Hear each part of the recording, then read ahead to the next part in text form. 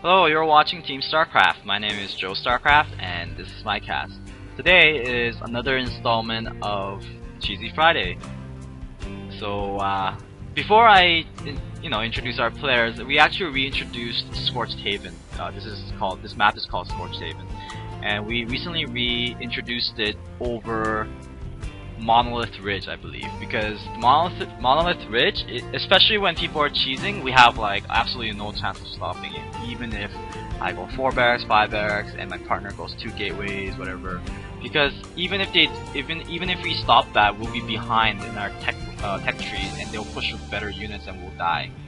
So if you're a PT player out there that knows how to play Monolith Ridge properly, then please send me the replay so you could teach me how to play, because that map is frustrating. Cheese alone is very hard to stop even with a wall, but trying to do that while your partner is separated is just purely frustrating. So we have Purple Terran, his name is Jules. He's actually moving out, and I believe today is Cheesy Friday, so he's going to put down a barracks. And we have Teal Zerg, which is you're smart, not you're smart. You're smart.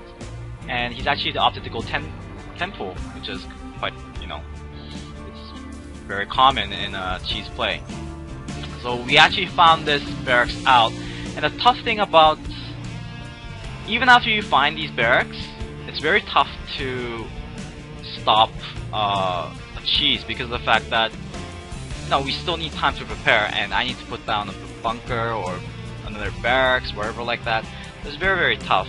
And we have this SCV here just running around trying to, buy some time. And we have both of our my partner's probe and my SCV itself is trying to prevent the timing of this barracks. So hopefully we'll try to delay as much as possible, but the Lings are actually moving out, so this is going to be short-lived.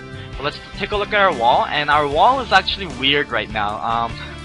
I should have put the barracks down here, maybe more closer to the gateway, and put the bunker up there where it's more closer to the supply depot, because supply depot is very vulnerable in this situation, especially if the marauders come out.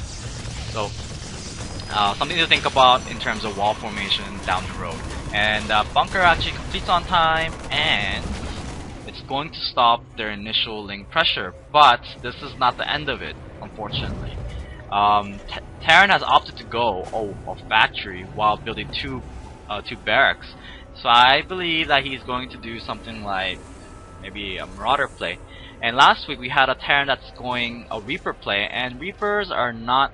Oh, here's the SCV trying to harass this one yet again, but hopefully it'll waste a lot of time. But try to get the SCV. No, couldn't get the SCV, and this SCV has 1 kill, and he's going to finish this factory.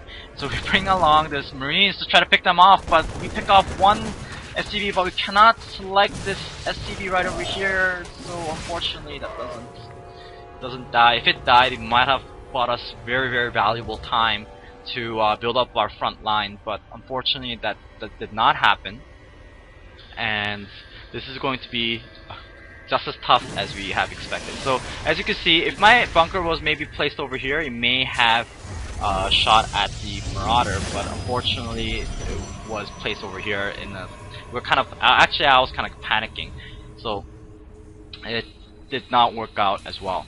So we have 2 Marauders setting up in front of our base, and they're going to try to snipe off this SCV, and they succeed in doing so, but meanwhile taking a lot of damage.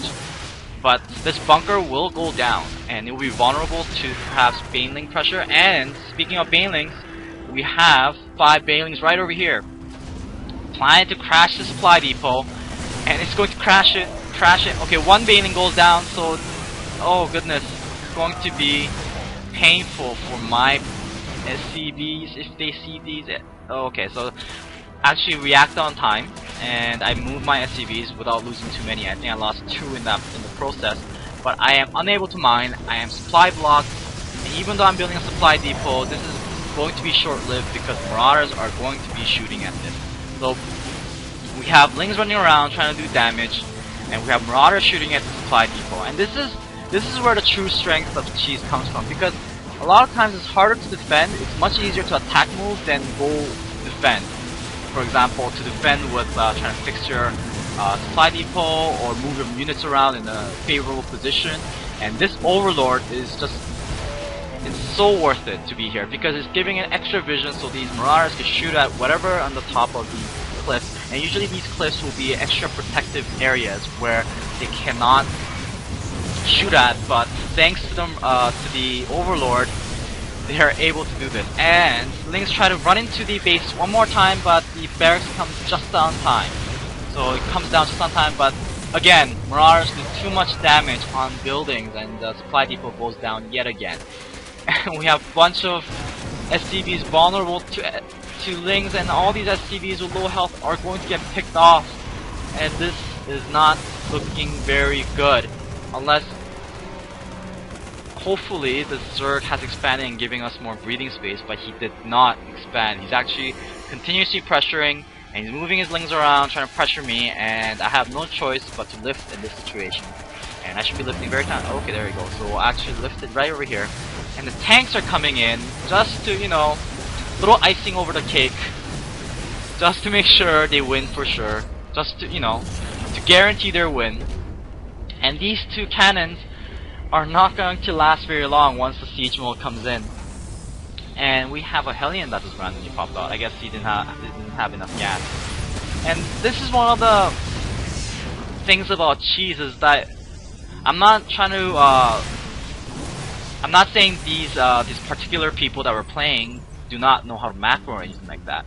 But as you can tell, it doesn't take a lot of skill to actually do cheeses, and it takes tremendous amount of coordination and wall building in order for us to stop a cheese.